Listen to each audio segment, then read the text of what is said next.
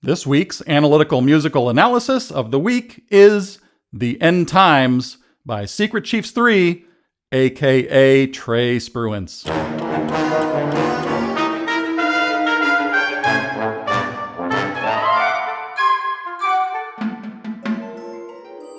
By the way, this is a segment from the Carl King podcast. If you enjoy this video, remember to like and subscribe and send us burritos. For this episode, I will be examining this track from the conceptual level of a lead sheet. And a lead sheet is a simplified form of music notation using only melody and chord symbols rather than all the nuanced complexities of Trey's advanced and very dense orchestration, because he's got ornamentations and non-chord tones galore throughout this piece. Instruments are coming in and out in stereo, and there's just a lot going on. If you've never done this, I recommend listening to Trey's music through headphones. And on this particular track, you can hear the acoustic instruments clunking around in the pauses. But even in its reduced form, The End Times is pretty dang impressive. So I'm only going to examine the first 29 measures, which includes what I am calling both the melody A and melody B. Regarding the tempo, The End Times is at approximately 80 BPM.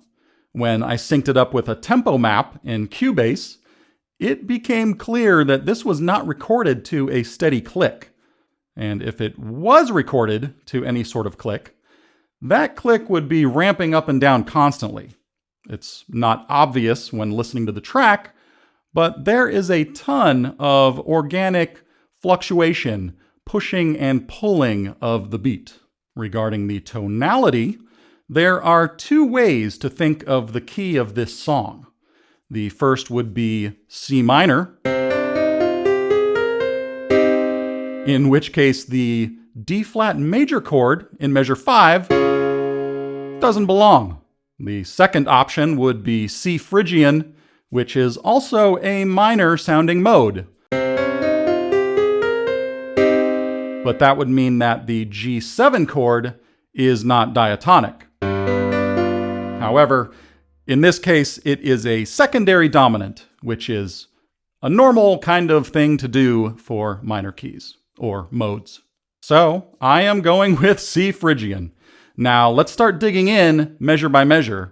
And if you disagree with my analysis or find any errors, let me know. Before measure 1, we have a pickup note, and then we hear some overdriven retro keyboard instruments.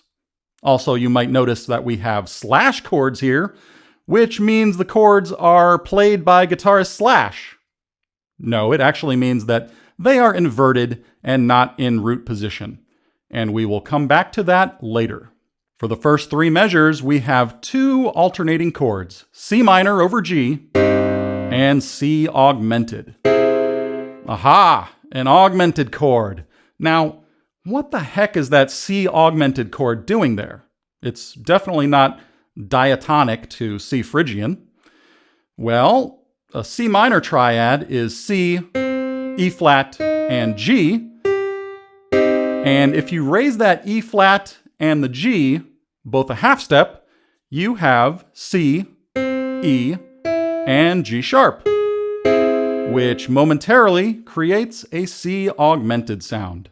And those 2 notes are moving up briefly for 1 beat and back down, sort of like neighboring tones. And they add a little bit of chromatic tension, but we're not yet sure why they are there. But if we look at measure 4, what do we have? An F minor.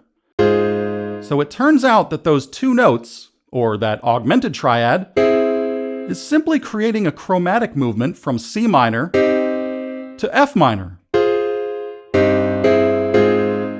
A C augmented is a passing chord. It's acting as a sort of glue between the 2 chords.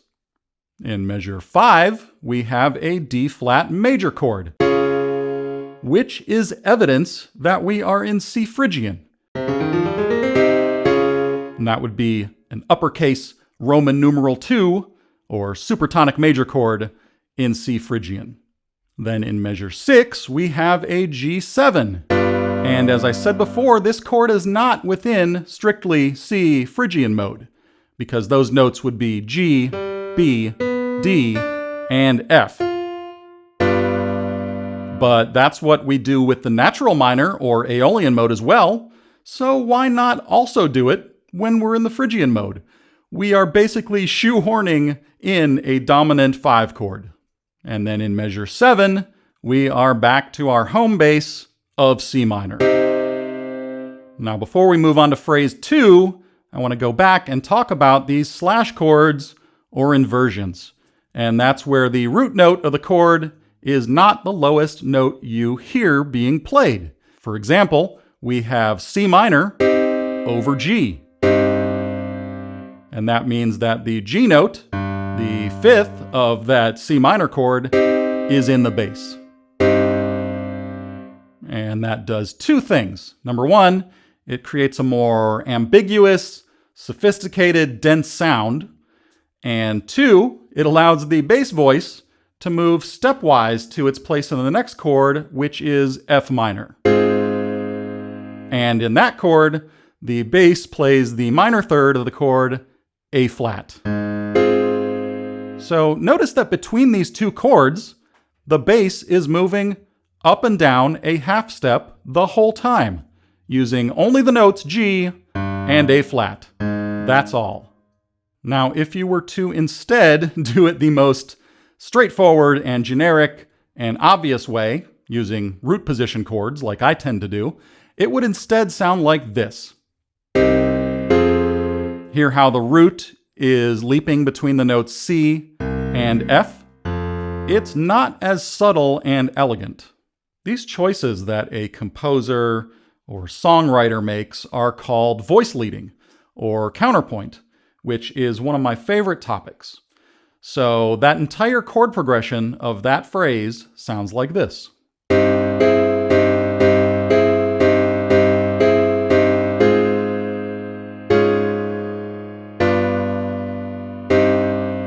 And that's melody A, phrase 1. But before we move on to phrase 2, here's a little bit of trivia.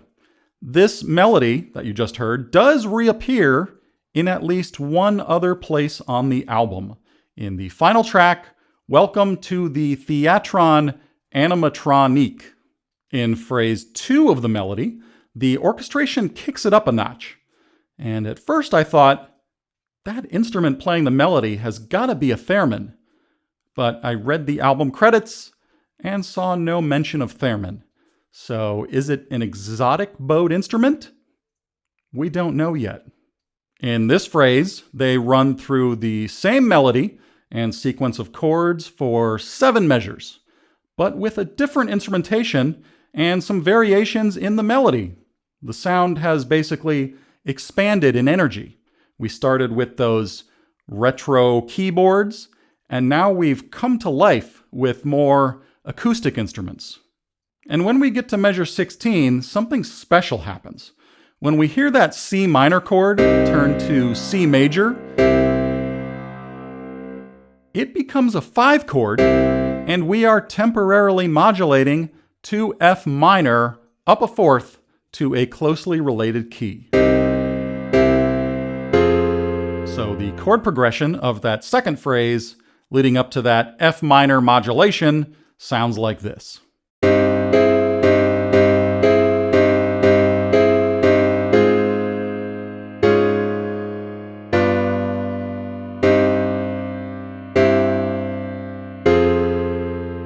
And in that next measure, measure 17, we have a new tonic minor chord, F minor. And crazy enough, over that F minor chord, the melody note starts by playing a B flat, which is the 11th or 4th over F.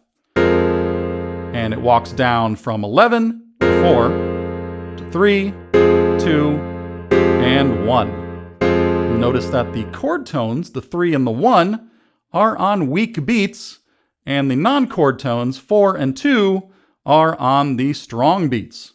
And that is instead of something like this, which is 3, 2, 1, 7. And putting non-chord tones on strong beats is something that I would like to do in my own music more often.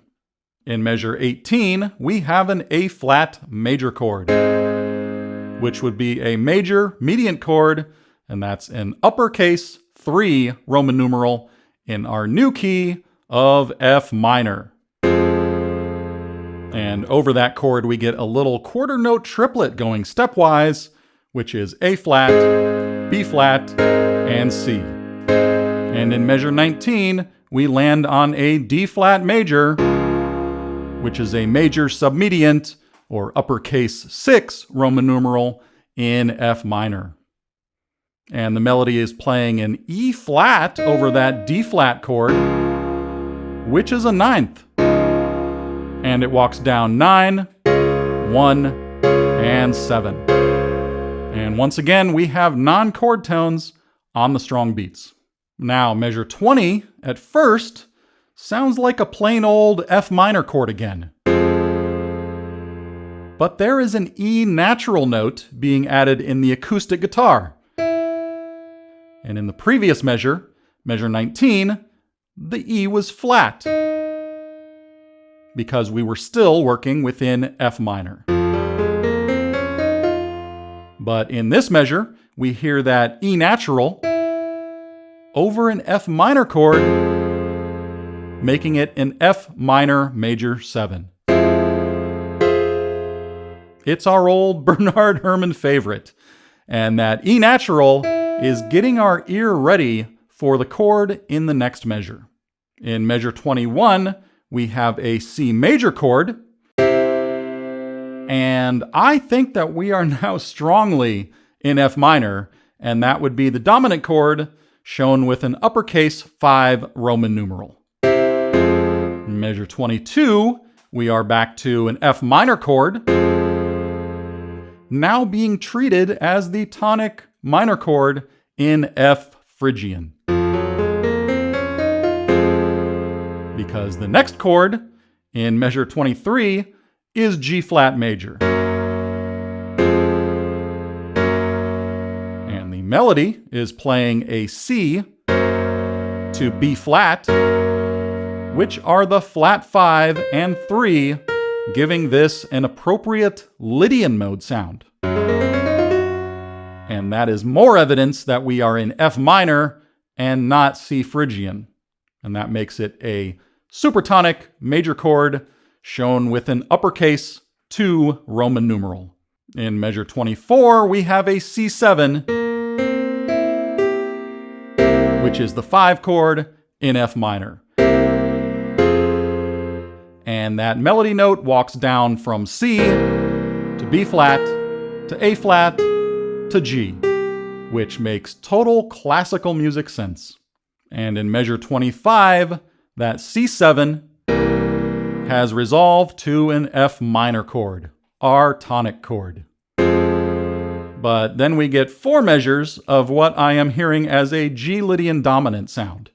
And I refer to these moments as harmonic clouds, where there's no clear melody or voice leading or riff to follow, just a bunch of notes thrown together in an ambiguous collection.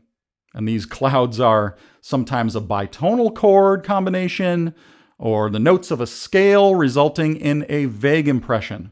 And Stravinsky was big on this. There are a lot of tense notes happening there, but the G dominantness of it all, if you ignore the Lydian part, prepares us for returning to our original home base at the start of the song, C minor, in measure 30. So that entire chord progression under the B melody sounds like this.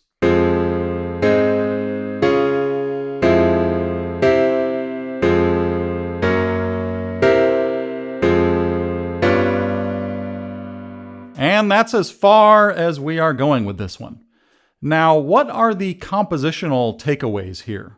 Number 1, instead of writing a song in plain old minor, use a minor mode like Phrygian or Dorian, because that will give you a different flavor of minor. And when you need a dominant 5 chord, just shoehorn one in there. And as I said, We already do this all the time with natural minor or Aeolian. Number 2, experiment with slash chords for the sake of creating a more sophisticated sound and for a more stepwise melodic line in the bass. And number 3, this one is for me, I should try putting non-chord tones on the strong beats. And ninths and 11ths are a good place to start. As I've said before, Trey is an incredible orchestrator and composer, in my own totally subjective personal opinion. And I recommend listening to his Secret Chiefs 3 albums through headphones to hear all of the craftsmanship and detail. And Book of Souls Folio A is one of my personal favorites to do that with. And you can find most of his albums at webofmimicry.com. Okay, that's it for this week's Analytical Music Theory Analysis of the Week. If you enjoyed this video, remember to like, subscribe, and send us burritos. And support the creation of more by joining my Patreon for $1 or $5 a month. That's patreon.com/Carl King.